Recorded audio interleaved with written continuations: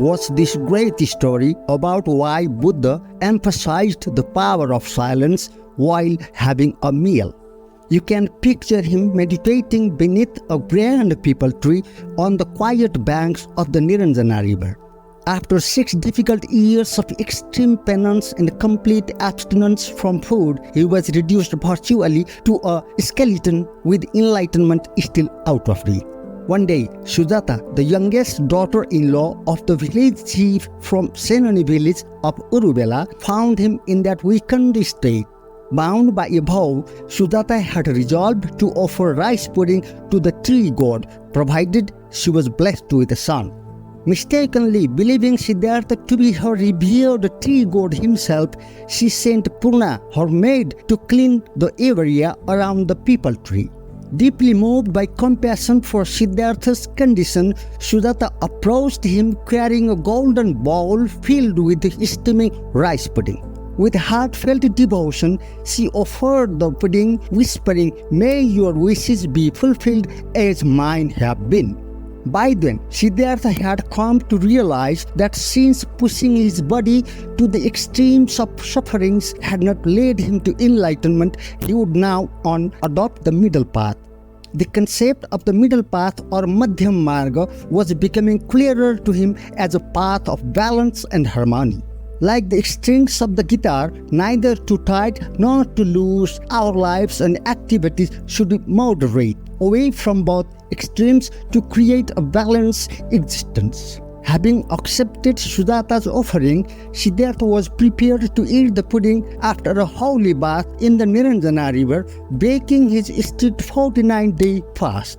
Meanwhile, Swasti, a shepherd from the same village who had been impressed by Siddhartha's Hatha Yoga and often observed him from a distance, was also present. Sujata and Swasti eagerly asked some questions which he answered openly. However, to their surprise, Siddhartha maintained a complete silence while eating. Even when they continued with their questions, he did not speak a word. It was only after finishing his meal that he resumed the lively conversation, answering their every query. They asked, "O great saint, you were speaking freely before, but kept a complete mum or silence as long as you were eating. Is there any particular reason?"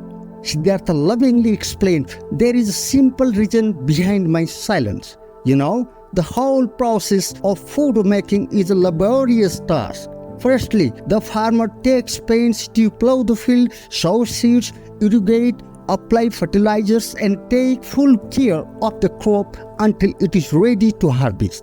Then the women of the households come ahead to pound, grind the grain, and prepare it into the food item ready to be served on our plates." Siddhartha emphasized that food as a source of life not only sustains our life but also provides energy. There is a whole lot of people who honor food as Anna Devata, the food god, and maintain a complete silence during meals.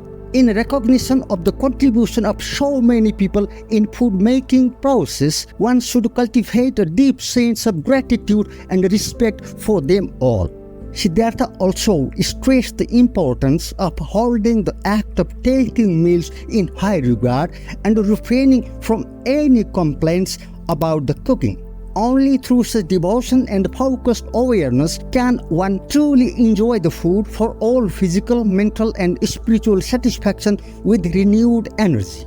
Both Sujata and the Swasti came to know why maintaining silence during the meals was so important.